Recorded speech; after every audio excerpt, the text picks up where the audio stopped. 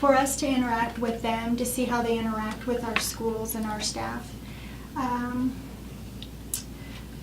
The board candidates, or not board candidates, the top candidates will make presentations to the board on a predetermined topic so that we can see how they present. And there will be a community question and answer at that portion of the process.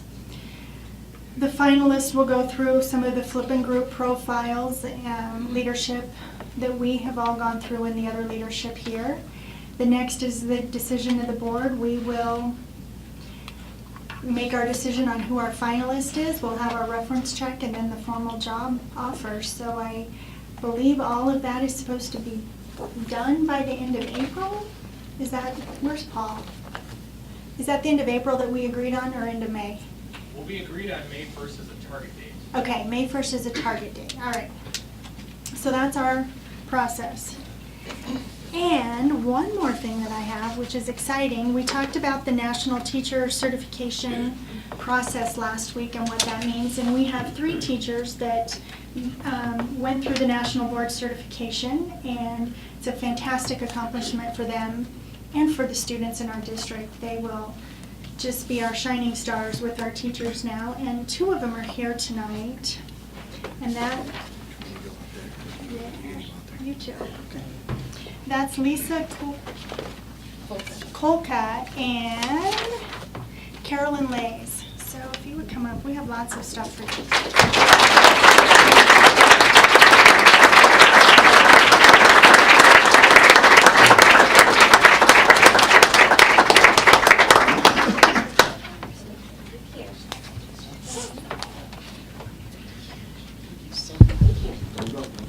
Don't go. Lots of good stuff for you.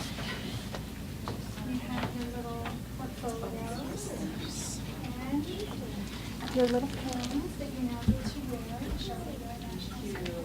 So thank you so much for doing that. Congratulations. This is no small thing. Any of you that are out there that are national board certified already or are in the process, this is an intense, rigorous process throughout, and so I commend you for your commitment. And I don't know how you can teach and get certified at the same time. That's just tremendous. So they deserve a real rousing round of applause.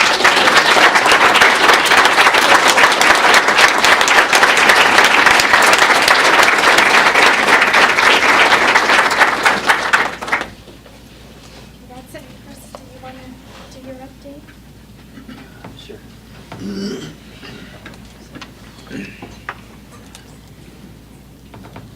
As some of you know, if you were at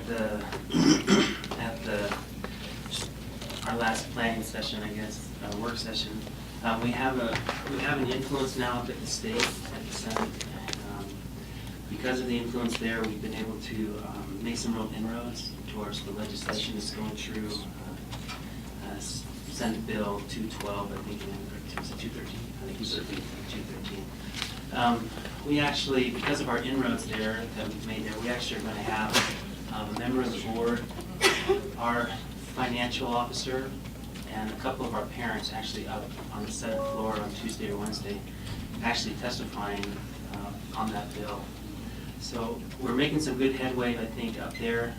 We got some feedback at our last meeting. They call us the group. And, there's really a couple of performers in the innovation arena in education. There's Jeffco and there's Falcon. And Falcon is quickly becoming a powerhouse up there in the Senate. I mean, people literally are coming to the district and asking, well, what's Falcon think about that? When we were up there as well, we went to, it's called the EAG Radar, and those who write for that basically is the educational reform group. They're the ones that keep an eye on the entire country as far as educational transformations and innovations. And the writers, the editors of those magazines said that, quote, the district is the most innovative district in the entire country, and if we could give them as much time as possible in the media, it would benefit the entire country, which is a tremendous compliment to the district. I'd like to say thank you to Don and Brett and excuse me, and Jack for their involvement in the strategic plan and for looking into the IT particular piece. I know we're going to get an update on that from Dawn, but I do want to say thank you for looking into that. I also wanted to compliment Jack on the operational side. He's putting together what's called a scoreboard, which is really just an internal kind of audit that says how are we doing and how can we do it better. And putting what's called key KPIs, which are key performance indicators, which basically says, focuses the entire operational side into strategic alignments. In the process of that, they're saving us money, they're allowing us to find processes that are more effective and more efficient. And I'd just like to say thank you to Jack. I know that what you came into has been a challenge, and you're already starting to make headway, so congratulations. I'd also like to thank the IT department. I know the contract is coming up today, and we're going to be voting on that. But they've also been working with us on how to soft copy all of our curriculum and how to move that in a direction where we can actually get some real headway in soft copying that curriculum. And what that really means for each one of us, especially for parents, is that now we can begin to take it, just like we do innovative plans, we take it to the parents, we take it to the administration, we take it to the board, and they have a say in that process. Now parents, when that is done, parents will have a true, meaningful opportunity to influence the curriculum that's taught in our schools, which I think is fantastic.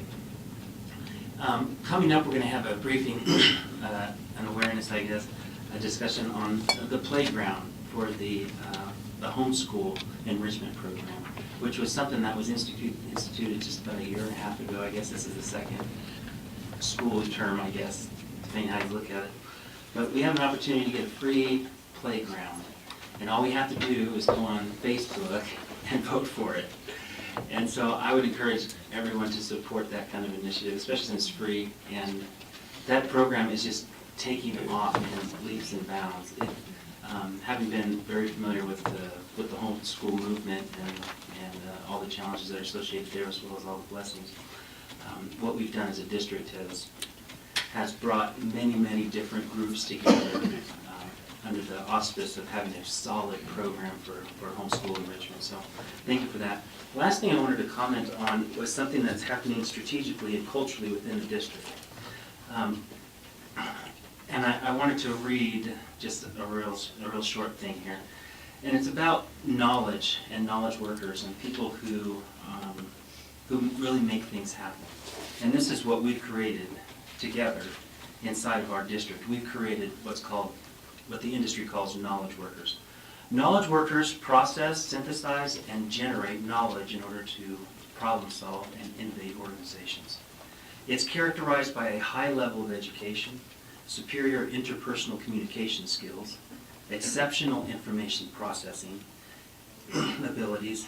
These employees are generally more concerned with adding value to the organization than earning a higher salary. Based on the research, some ways to motivate and retain knowledge workers include providing challenging and meaningful work, enabling learning and career development opportunities, ensuring adequate resources, recognizing contributions, and creating a supportive environment. And we've come a long way in some of this, and what Dawn calls this the learning organization. There's a specific book that's out on that particular thing. But we are well on our way to, and when you look at particularly the executive team that's in the district, you can recognize that this type of environment is beginning to flourish, and it's having a multitude effect across not only our entire district, but across the entire state. And it's beginning to bubble over what I call the borders, meaning the states.